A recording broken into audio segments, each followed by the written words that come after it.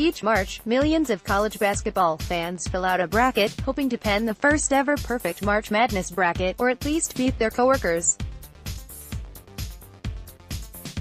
But how did the tradition start? Ready to fill out a bracket? Play the Capital One Bracket Challenge game. Let's start with the basics. Where do brackets come from? According to Slate, the very first bracket in a sports tournament came in 1851, at a chess tournament in London. With the city hosting the Great Exhibition for British Technology, English chess master Howard Staunton set out to organize the world's first international chess tournament. In order to whittle the 16-player field down to one winner, Staunton decided to make 8 pairs, with the losers of each being eliminated from contention. Instead of seeding players to decide pairings, like the modern NCAA tournament, Staunton had each draw a random lot. What is March Madness? The NCAA tournament explained. 8 white tickets and 8 yellow ones, numbered respectively 1, 2, 3, 4, 5, 6, 7, 8, were put into the ballot box, Staunton wrote in a book on the tournament. Whoever drew number 1 of the white tickets had to play with the party who drew no. 1 of the yellow, and so on throughout. After the first round, the 8 winners drew tickets again for fresh adversaries, all the way to the championship match. The mode adopted for pairing the combatants will, it is hoped, bring the 2 best players in the tournament into collision for the chief prize. Staunton's first bracket fell short of achieving that goal, but we'll get to that in a minute. Why is it called a bracket? It's a fairly simple explanation. The shape of sports brackets highly resemble those of the punctuation symbols, also known as brackets, and just look at the bracket from Staunton's 1851 chess tournament. Sure, that doesn't look much like a modern bracket, since second-round matchups in his tournament were decided by drawing new lots. Only first-round matchups were listed, but you can certainly see why it would be called a bracket.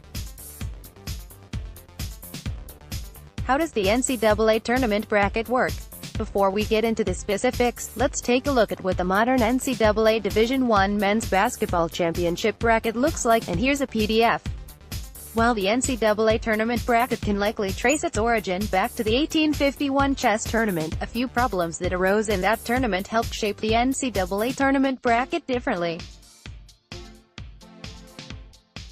After the chess tournament, Staunton admitted that there were a lot of complaints about the random drawing, with some players getting much easier routes through the tournament based on multiple lucky draws, and top players being paired against each other in the first round, forcing one to be eliminated very early, 2 issues that are not conducive to a properly competitive or entertaining tournament. The modern NCAA tournament bracket solves these 2 complaints in 2 ways. First, it seeds all teams based on their skill level. Seeding is an official ranking compiled by the tournament's selection committee, a 10-member group of school and conference administrators responsible for selecting, seeding and bracketing the field. The results of this process are made public when the tournament bracket is released on Selection Sunday. There are 2 types of seeding in the modern tournament. First is the region seed, which is most often what people are referring to when they mention a team's seed. The NCAA tournament bracket is split into 4 regions that correspond to the locations in the United States where the opening rounds are played: East, West, Midwest, and South.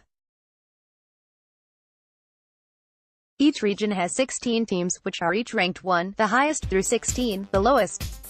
Second is the overall seed, which ranks each of the 68 teams in the tournament 1, the highest, through 68, the lowest.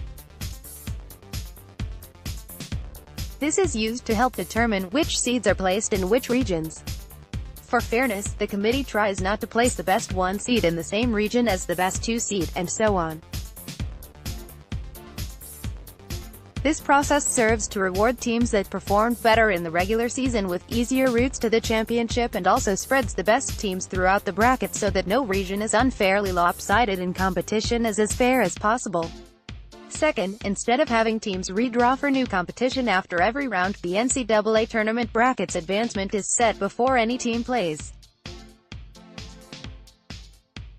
All potential matchups in all rounds are established clearly before the first game tips off. The NCAA tournament is a single elimination bracket, meaning teams are eliminated from the tournament after a single loss.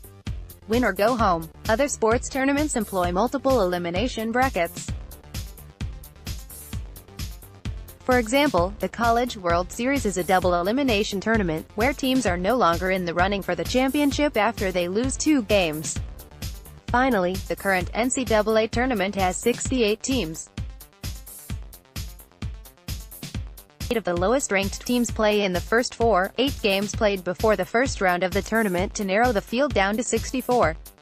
From there, the bracket is very straightforward, with 6 rounds played, each one cutting the field in half until there is a champion. Related, everything you need to know about the first 4. For a little more background, let's take a quick look at how the NCAA men's basketball tournament field is compiled. Teams have 2 ways to earn an invitation to the tournament field. An automatic bid is awarded to any team that wins its conference tournament championship. There are 32 of these available. An at-large bid is awarded to any team chosen by the selection committee for its performance during the season. The selection committee looks at a wide range of statistics, from strength of schedule to the newly released net rankings. But there is no set formula for which teams receive an at-large bid. Even a team ranked number 1 in the AP poll is not guaranteed an invitation. When did brackets get popular? The public didn't always scramble to fill out brackets and join March Madness pools every March. In fact, it's a relatively new phenomenon in the scope of the tournament.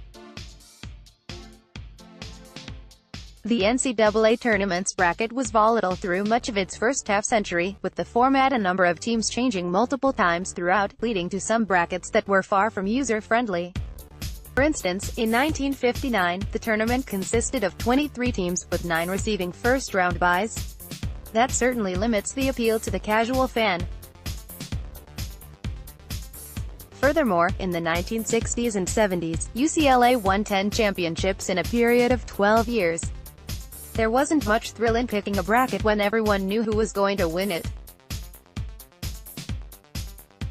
1975, what would be UCLA's last championship of that run? The tournament expanded from 25 to 32 teams.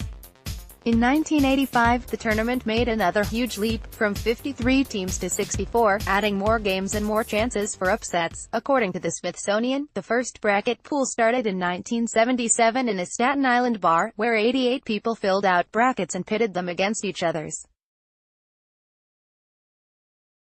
They were onto something. In 2018, tens of millions of brackets were filled out through major online bracket games, and while it's impossible to count the number of paper brackets filled out offline, it wouldn't be unreasonable to assume that group also ranks in the millions. And every one of those millions of brackets has one goal: to be perfect. What are the odds of a perfect bracket? That's tough to say exactly, but we'll get 2 things out of the way quickly. 1. No one has ever filled out a verifiably perfect bracket in the history of the modern NCAA tournament. 2. No one likely ever will, because the odds are infinitesimally small. So astronomically small that in reality they're practically zero.